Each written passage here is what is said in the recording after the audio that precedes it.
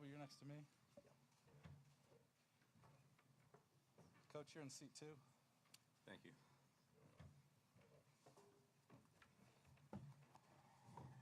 Big crowd. All right. Again, thanks everybody for coming on relatively short notice. We'll get started here. Chancellor, all yours. Good afternoon.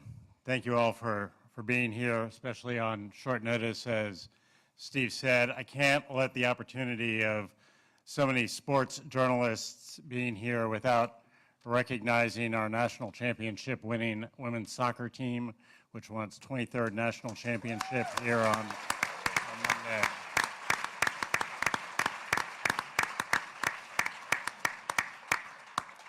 Indeed. I also want to thank my colleague, Bubba Cunningham. I've said publicly earlier that Bubba is among the most respected and admired athletic directors in the country, and the last couple of weeks have shown once again why that is the case. He's conducted himself with an extraordinary level of professionalism and dedication, and I'm honored to work with him.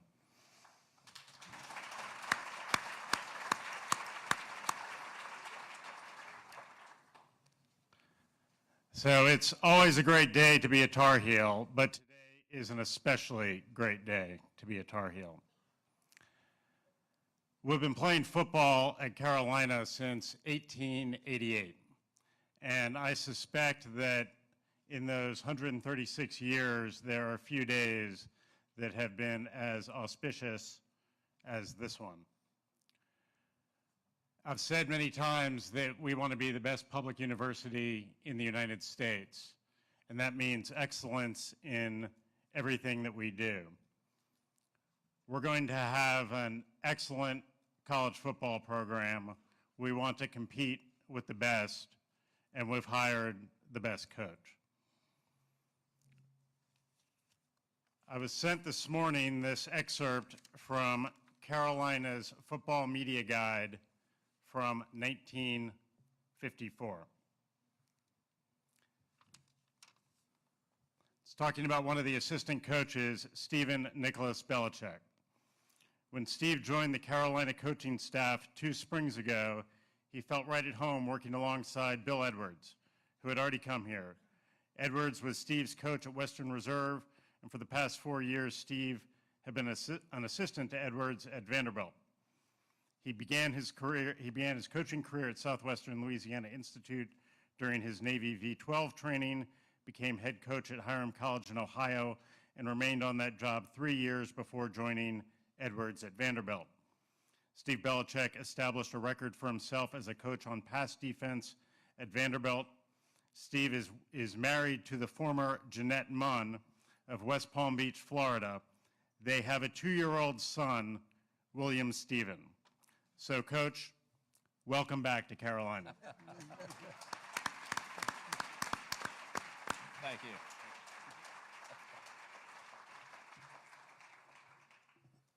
Thank you very much, Chancellor. Really appreciate the kind words. And in the immortal words of Yogi Berra, the future ain't what it used to be. And we are embarking on an entirely new football operation, and we can't wait to have Coach Belichick leading the charge for us. Over the last 4 or 5 years, anytime there's been a search anywhere in the country, they thought the first 2 people you should call are Brad Stevens and Jay Wright, so that's who I called first. I didn't think either one of them were interested, but then we said, all right, how big can our list be and who should be on it? And we are here today to celebrate an incredible day for Carolina athletics and having Coach Belichick join us at the university. We are known as the University of National Champions, and we have a Super Bowl champion coach who's here to lead the program. With him today is also Michael Lombardi, former general manager in the NFL, and the future of college athletics is changing, and we want to be in the forefront of that. Coach Belichick has demonstrated his passion for teaching, for coaching, and for lifelong learning, and he is an absolute perfect fit for us at this time in the history of the university and the history of college sports. Please welcome the new head football coach at the University of North Carolina, Coach Bill Belichick.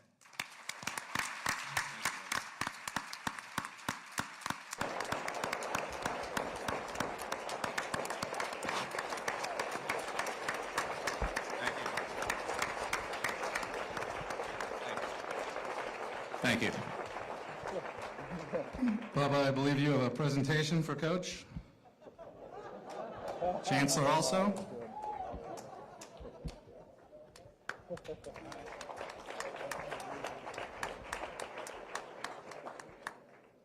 And I did get a new sport coat for the occasion.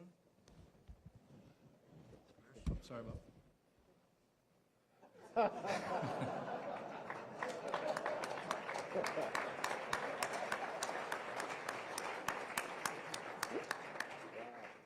Well, Chancellor, thank you for the sweatshirt, but truth of the matter is, I already have one.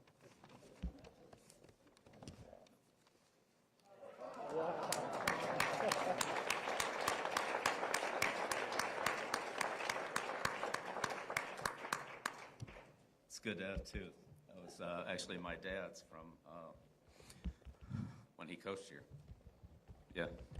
You can tell I like it, right? I've kept it a long time. It's got a little wear on it. Chancellor Bubba, thank you. I can't express my gratitude to both of you, the Board of Trustees, for this amazing opportunity. I've always wanted to coach in football, coach in college football, and it just never really worked out. Had some good years in the NFL, so that was okay. But this is really kind of a dream come true. I grew up in college football with my dad. As a coach at Navy for 50 years, so as a kid, all I knew was college football, and so it's great to come back home to Carolina and back in an environment that I really grew up in. When you're little, you don't remember everything. Obviously, I was too young to remember a lot of things from Carolina, but as I grew up, you hear the same story over and over and over and over again, and so one story I always heard was Billy's first words were, "Beat Duke."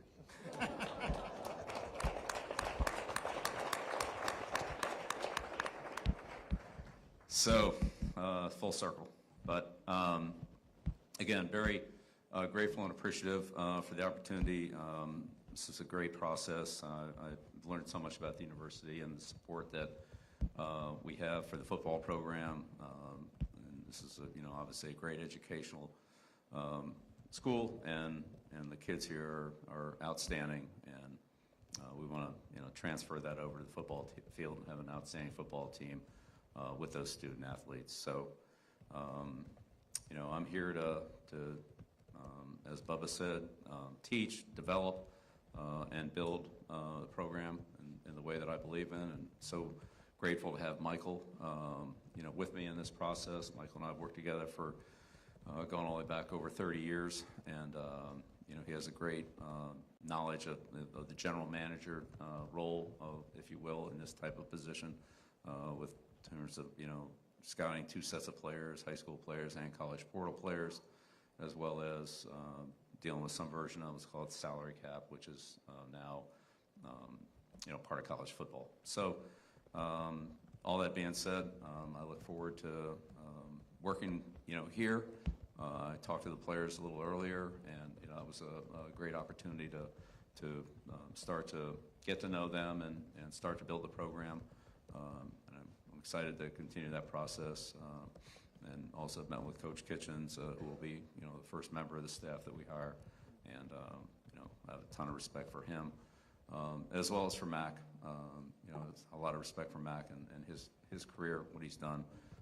So also look forward to, connecting with him down the road. But excited to be here, excited to be in college football, excited for the opportunity to build and develop young student athletes, young men, and prepare them for their life, either in the NFL or professionally, but the lessons they learn will be professional lessons.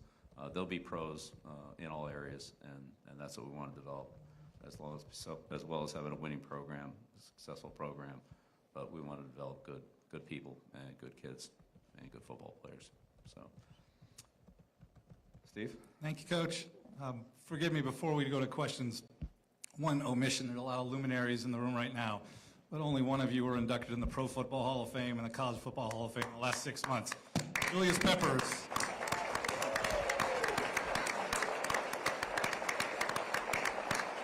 Congrats, Pep. Okay, again, please, if you would identify yourself and your affiliation quickly. Let's get through the questions quickly so we can get to as many people as possible. Hold your hands right now because I've got 7 assigned already. We're going to start over here on the right-hand side. Aaron Beard with the AP. I've already done that part. Go ahead, Aaron. Hi, Coach. When you were studying college football in the last year and examining it, so much more has come into professionalism in the model, whether it's NIL, portal, revenue sharing coming up. How many parallels did you see to what the experience you've had at the pros, and do you envision it sort of being like a mini NFL team in that regard? Yeah, thanks, Aaron. I do think there are a lot of parallels. There's certainly some differences, but there are some parallels, and I think that's the reason for the general structure of Michael as a general manager and myself as a coach, and working together collaboratively like we have done in a professional organization. So. Yeah, I do think there's some parallels. There's differences for sure, but yes. Right next to him, Brennan. I'm sorry, Coach, go ahead. Hey, Bill, Brendan Marks from The Athletic. At what point in this process did you decide or know that you wanted to become the next head coach here? Was there a singular moment when that happened? And can you elaborate on the investment that North Carolina and your conversations with the Chancellor and Bubba made to make you feel comfortable taking the role? Yeah, I mean, it was, we went through a process, but it was great. Every step of the way was great. The support was tremendous. All the things that I feel are important to having a successful program, Bubba and Chancellor Roberts reaffirmed, and I think they've made a great commitment to this program. Obviously, we have a great university, and I'd say along the way, as kind of things got out, if you will, the amount of support that I got from Carolina grads, former Carolina football players, people that are connected with this university was really overwhelming. And not that I'm any social media expert, because I'm not, but there was an awful lot of positive feedback from my face and stuff like that, and it was great.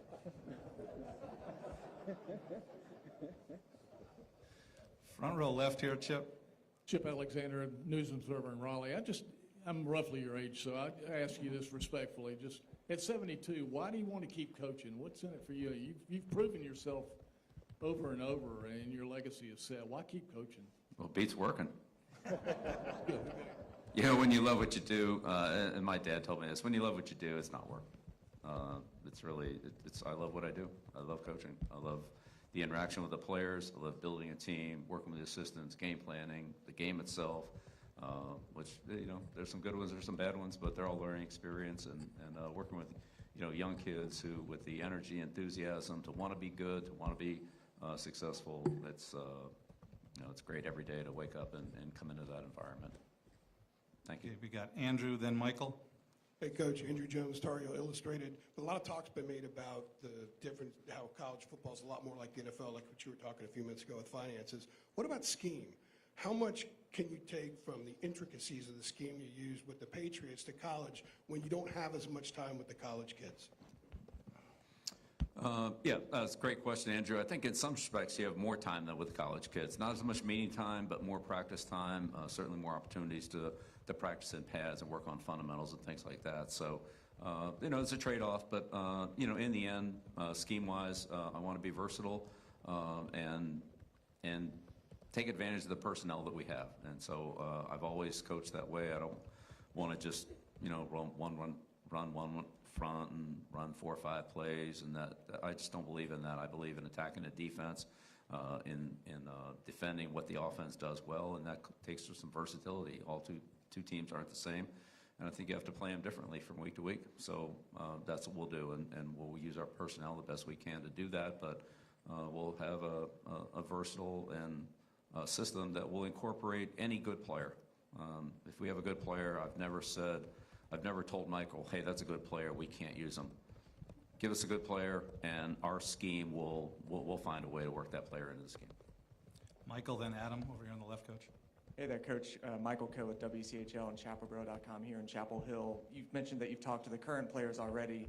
Have you had conversations with some UNC football alums, guys like Julius and other players in the past? And what have those conversations, if you have had them, been like? Yes, I've had conversations with, Julius, LT. I mean, he's the greatest players that have played here.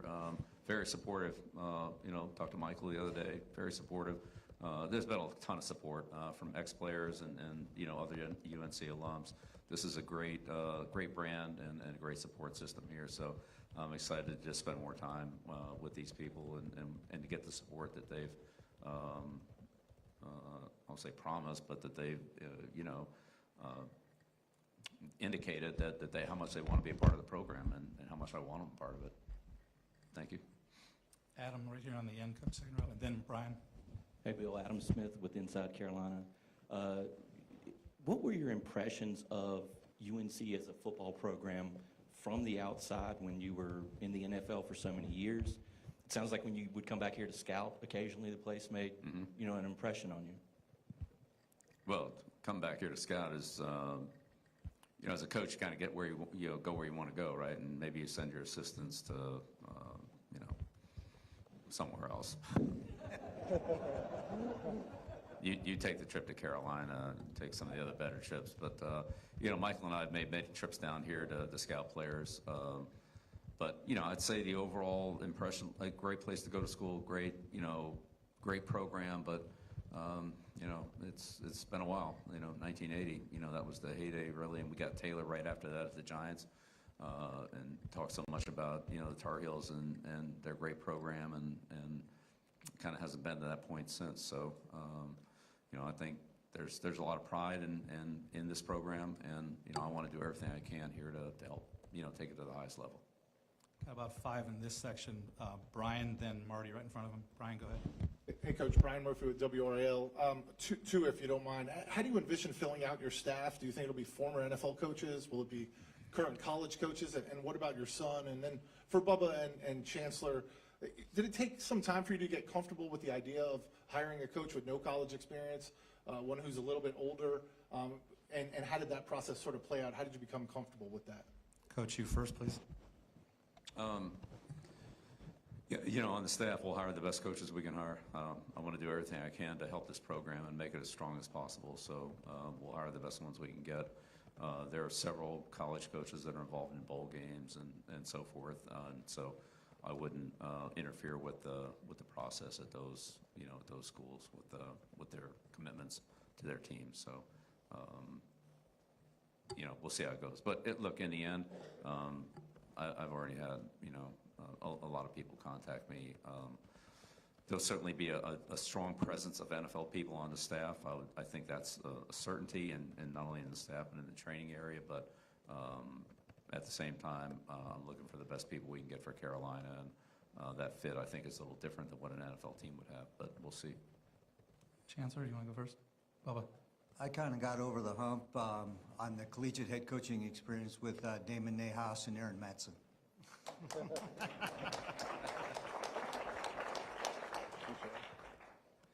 Nothing Marty? to add to that. I didn't know if the Chancellor wanted to weigh in on that. No. Marty, go ahead. Coach, good afternoon. Marty Smith from ESPN. When a guy like you with that resume walks in the door here, expectation skyrockets. I wonder how you'll define success at the University of North Carolina. We've seen that guys can flip programs quickly in the portal era. So what is success to you here? Yeah, well, success is, it's a day-by-day process, and the only thing we can really do anything about is, today, tomorrow, what's immediately in front of us. So take advantage of every opportunity we have to build the team, improve the team, get better, and keep stringing a lot of good days together, and the results will come. Pat Welter. Pat Welter, WRL. Bill, what do you say to people that fear that if you do succeed here, that you might leave for the NFL again in a year or two? Yeah, I didn't come here to leave.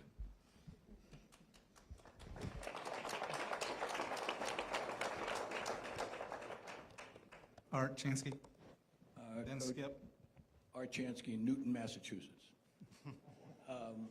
Evaluation of the roster and roster turnover is very important. Besides talking to the players individually and watching film, what other ways are you to evaluate this current roster to see what kind of additions you might need through the portal and other measures?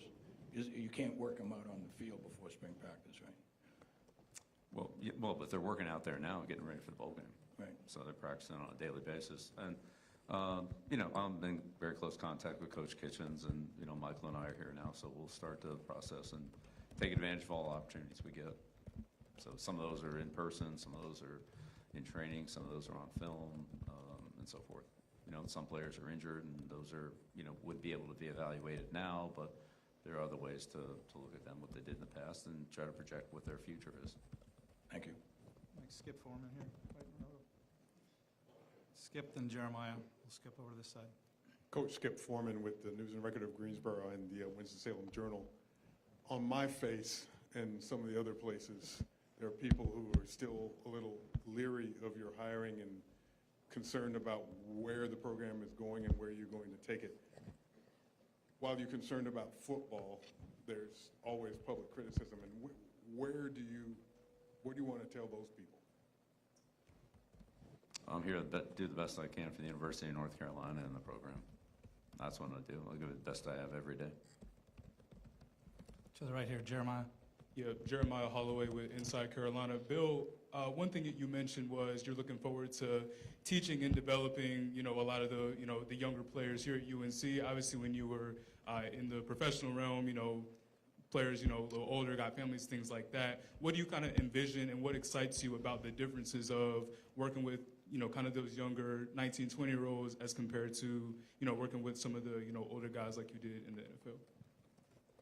Right. Well, again, in the NFL, it's a combination of a lot of things. But if you look at the players we had in the NFL, Tom Brady was a fourth-string quarterback his rookie year. He didn't exactly come in as, with any play time at all. Gronkowski, he, didn't do too much his rookie year. Julian Edelman played quarterback in college. Then he was a wide receiver. Then he was a punt returner. So developing players is, something that Michael and I believe strongly in, and we'll support that with the staff, and we'll support that with the program. There's a lot of opportunity and room for growth for all players, whether 19, 20, or honestly 22, 23. Now, look, there's a certain point in their NFL career where, they kind of level off, and maybe it's a little, maintaining that is really where they're at. But there's so much growth in players, and again, I just think there's a little more time to do it here at the college level. And I'm excited about that opportunity. So, if I've already called on you and asked one, I'm not going to come back to you until I've gotten everybody through so you can save your arms. Joey, then Mitchell. Coach Joey Powell, Inside Carolina. I think there's some similarities between today's modern era with players and recruiting as to obviously what you've seen in the NFL. What do you see similar about that and the recruiting process versus just all an out-and-out free agency that you had when you were in the league? Well, I think there's a number of differences. I mean, the free agency in college, if you will, is annually. In the NFL, players were, generally speaking, with a team for 4 years until they were eligible for 4 years for free agency. They could be released before that. So, that would be one difference. There's actually more movement in college football. There's more structure in the NFL in terms of agents, salary cap, standardized contracts, things like that with the NIL. And the revenue share, it's just structured a little bit differently. And some, I don't say technical things, but some logistical things like that are different. But, all manageable, and every other college team is doing the same thing that we are, so, except for Army, Navy, and Air Force. But they're, that is what it is. So I think to Bubba's point, like trying to be ahead of the game, ahead of the curve, ahead of the process, that's what we're always going to try to do. Give it to Tommy, right? Or Mitchell, I'm sorry, Mitchell, then Tommy. Go ahead, second row. Yeah, Mitch Northam, North Carolina Public Radio. For Chancellor Roberts and Bubba, during this process, because of all the changes that everybody has mentioned with college football and the changes to come with the House settlement, was it important for y'all to pursue someone who has the extensive pro experience that Coach does? Well, it certainly was a factor in it. And we looked at a wide variety of people. And obviously, when it became realistic that he was available And it certainly was a path that we really wanted to go down and explore, and we're just really fortunate to be here today, and he's willing to say yes and to lend his expertise and knowledge to Carolina. So very excited about it. Tommy, second row. Coach Tommy Ashley with Inside Carolina. You've been in the game a long time. How much have you seen the game itself change, and how much have you sort of changed over the years you've been involved in the game, and now you bring it to the college level? Well, yeah, of course the game's changed a lot, you know, and really in every area, wherever you want to look, whether it's the size of the players, the equipment, the technology. But, I mean, in the end, you got, you know, 120 yards, 100-yard field, and it comes down to blocking, tackling, ball security, fundamental execution. I mean, all those things are still important regardless of whether you're in 12 personnel or 11 personnel, whether you're in nickel or base defense. There's still a lot of fundamentals, and that's really the basics. And players like Julius and LT, you know, guys like that are good fundamental players and great athletes as well. When you put all that together, that's where you get the excellence. And it's not just about athletic talent. It is about athletic talent, but it's also about, you know, fundamentals, execution, and technique. Third row, Rod. Rod Baxley, Fayetteville Observer. Bill, you've talked a lot about your dad's influence on you and watching him at Navy and breaking down film with him. What are some of those lessons you still carry with you, and what do you remember from those experiences that you keep going back to? Well, what I remember from being with my dad was when we would go scout a game, you had one look at every play. That's it. There was no replay board. There was no TVs in the press box. You had one look at it. And he had his pad, and he had his, you know, what he worked off of, and didn't matter whether it was a kickoff return that he was diagramming, a blitz that he was diagramming, or a running play or a pass play. He had to get the whole play, and you had one look, and that's it. And you better hope the guy in front of you didn't stand up there in the play. But he taught me how to watch football, how to watch the key things, how he learned, how he trained his eyes to go from one part of the play to another part of the play based on what the initial read was as a scout. And so those things are very valuable. You know, now there's more technology on the sideline. You honestly don't have to do it as well, but that's how I learned.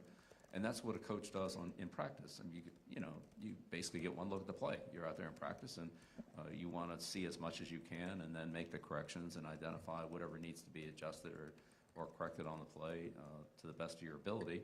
And that's always been very helpful to me, is to be able to, you know, see what multiple people are doing at the same time, and try to identify what to correct the player on, or what coaching point to give them to help them do it better. And so that's my job, is to help the players. And all those lessons were very helpful to me. And I'd say in addition to that, the big thing for him was, you know, make sure you get the big things right. I mean, every detail is important, of course, but spend too much time on the details and miss the big picture: blocking, tackling, ball security, penalties, etc. Important things like that. And the time that's spent on some little detail really doesn't pay off as much when you're not doing the big things right. Make sure you get those right first. Folks, I'm going to swing over to this side. One note: Chancellor has to step out at 2:40 to get to another meeting. We'll continue on a little bit after that, but if you've got something for the Chancellor, kind of let me know that. Right here at the front left, Brett Friedlander, and then TVD in the second row. Brett Friedlander, Saturday Down South. Coach, how hands-on do you plan to be in recruiting, and how much do you plan on delegating to your staff in that respect? And also, do you have a long-term plan as to how long you want to or will feel like doing this? I mean, I feel like doing it a long time, so I'm good to go. Well, look, I think the recruiting process belongs to everyone. It belongs to Michael and his scouting staff, and evaluations, and setting that up, the recruiting department, in terms of you know, making this an attractive visitor or destination for the athlete. But it's also part of the coaching job, and certainly the head coach has a big role in that as well, to ensure the athletes, the student athletes, that you're giving them what they want. And there's not always a fit there. Sometimes that doesn't quite match up, but this university has so much to offer, and our football program has a lot to offer, that I think that we'll be able to attract you know, a good quality player. Michael, Ross, then Caroline. Michael Perchik, WTVD. Coach, what have you learned during your year away from the sidelines, or even being around the Washington program, in terms of different schemes or running in college football? program in terms of some of the intricacies when it comes to recruiting or NIL or the day in, day out operations? Yeah, well, first of all, Laura, it's a lot of fun being in the media. That's not bad. Spent a lot of time, as you said, around the Washington program. Coach Fish was, I was out there in the spring training camp during the regular season, and I saw a lot of what they did, and I think Coach Fish runs a pro program, if you will, modeled after a pro program, and I think it's very similar to what my thoughts will be on that, and what Michael and I have talked about. So, and Michael worked with him out there as well too. So, I think that's definitely let's call it a template, but every situation's different. And, wouldn't be that exactly, but yeah. But being away from it has given me an opportunity to look. I never really watched college football much during the college season. I watched it very much in the spring, looking at draft prospects and so forth. So this year I had a much better chance to follow the college game, go to college games, see the college experience on campus, which I did that several times. It was awesome. Go to several high school games, which other than watch my kids play, it wasn't something that I had much of an opportunity to do. So I think I have a better overall perspective of just the game of football and certainly the fan interest in football. I think sometimes when you're just locked into coaching your team, you're not as aware of what the external excitement and energy and feelings are, and now that became much more evident to me. And I think it's great. It's most popular sport by far, and I can see why. Everybody's into it. The world just, a lot of it, not all of it, a lot of it just revolves around football.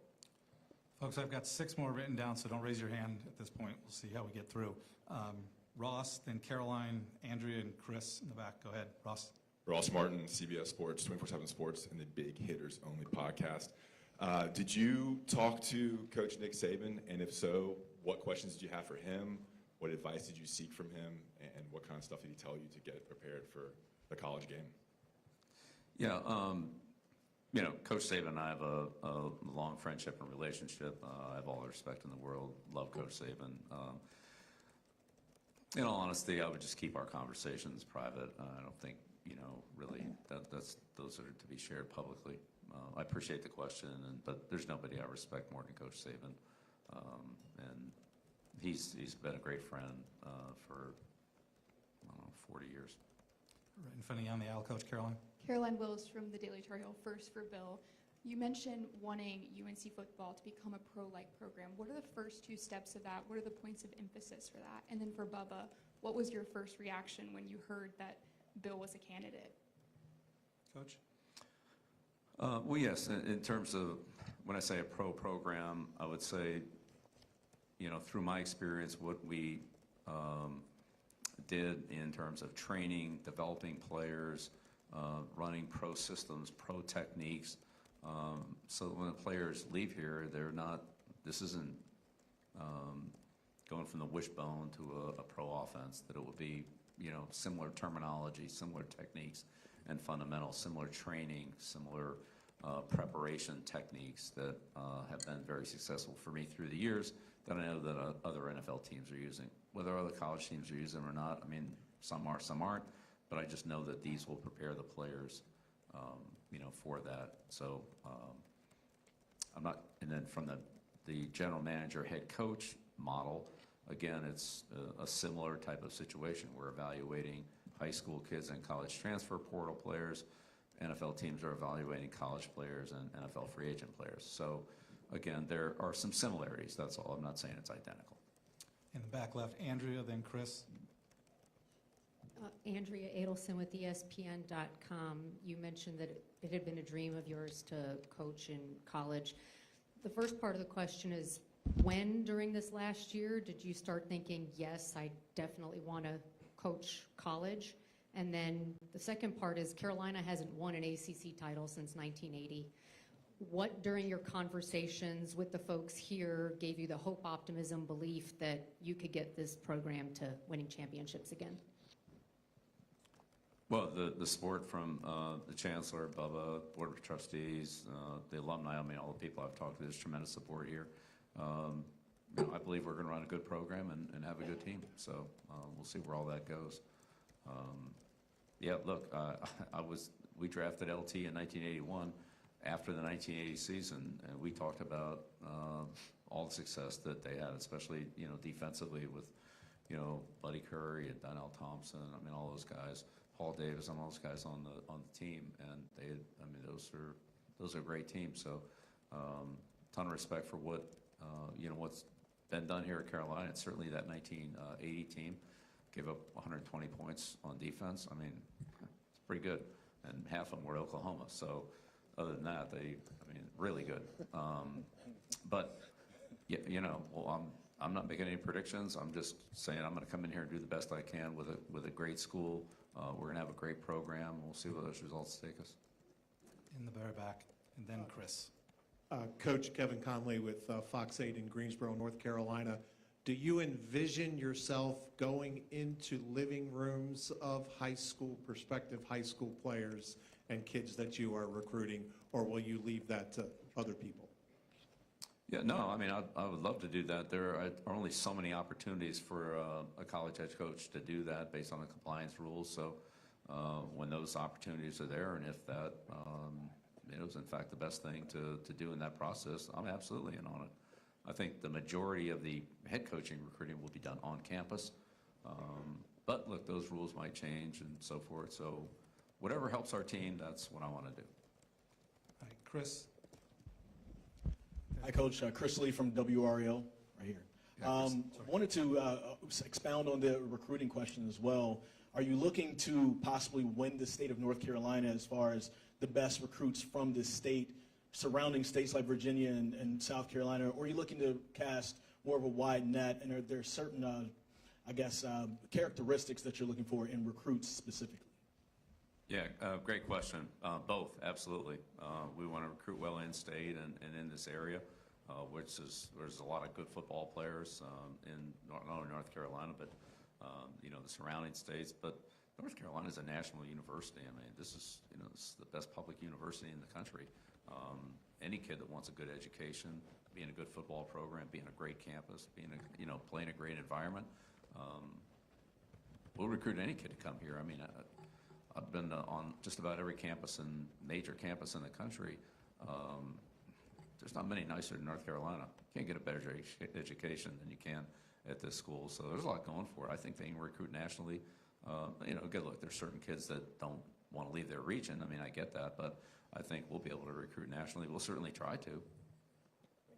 Last three questions are Luke, David Teal, and Trayvon. On the end, on the right side, Coach. Okay. Luke DeCock from the Raleigh News and Observer.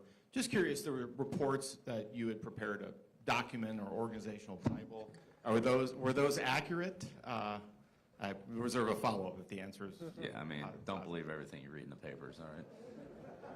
I have no idea where that came from. I don't have a 400-page document. And to think I would just go out handed, come on. In terms of your thinking for what you did want to do with the job, at what point did you start thinking in your head, if I had a college program to run, this is what I would do? Because you obviously spent so many years in the NFL world of thinking how I would run an NFL team or organization if I were at a different one than the Patriots. At what point did college start really becoming a focus of your thinking? That's a great question. Here's what I would say. College kind of came to me this year. I didn't necessarily go and seek it out, but I had many coaches, we're probably a couple of dozen coaches, talk to me and say, hey, can we get down and sit down and talk to you about these things? Let's call it salary cap of pro football relative to college football, the headsets, the green dot, the 2-minute warning, the tablets on the sideline. Those were all rules changes this year in college football that were either the same or similar to what we had in the NFL. And these coaches said, hey, Coach, can we just talk to you about how you did this, how you did that, how did you use this, how did you handle talk about the 2-minute, how did that, what did that warning, how did that affect your strategy at the end of the half, the end of the game? How did you look at it? How did you break it down?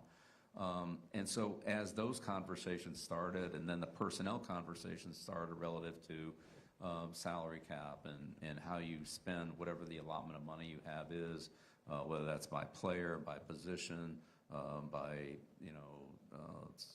freshmen, recruits, transfer.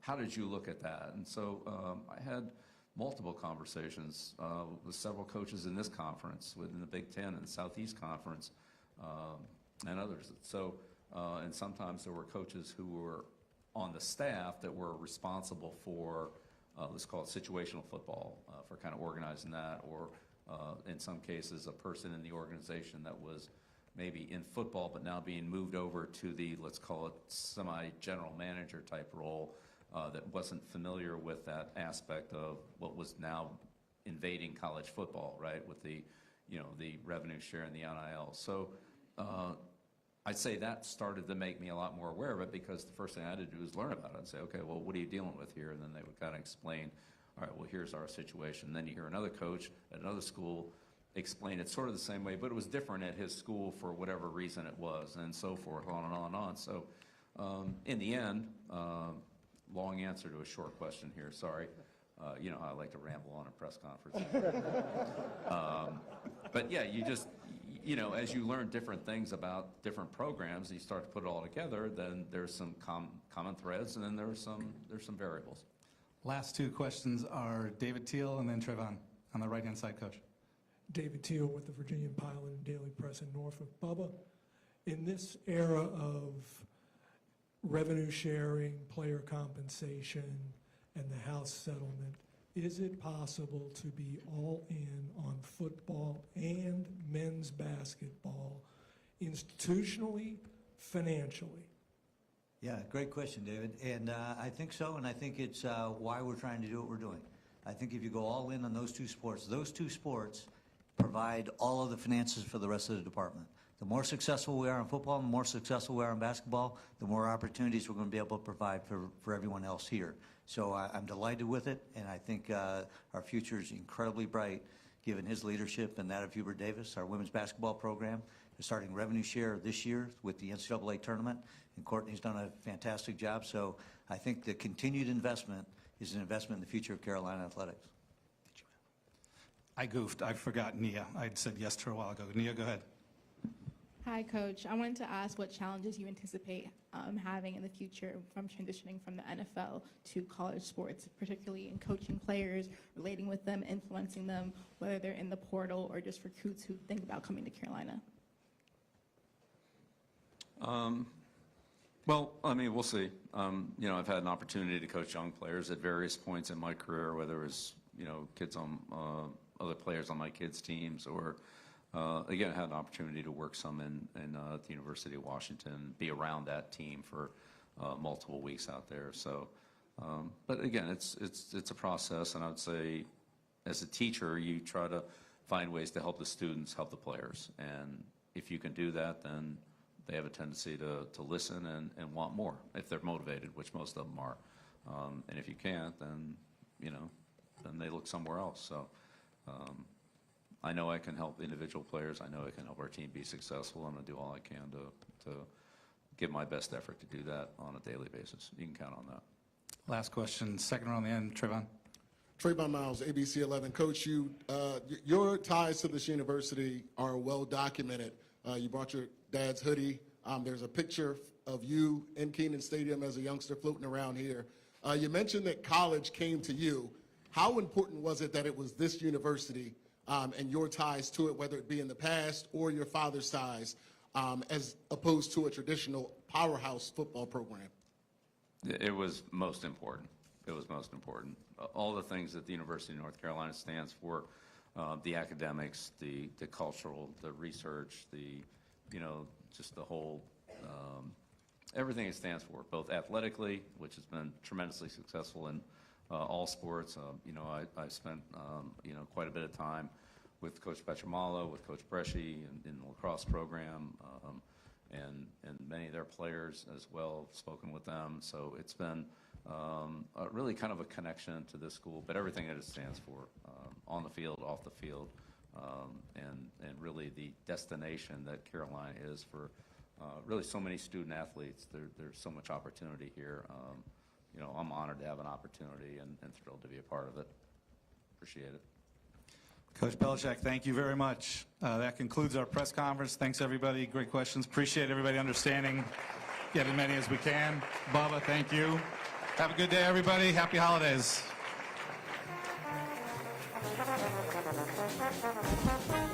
Good.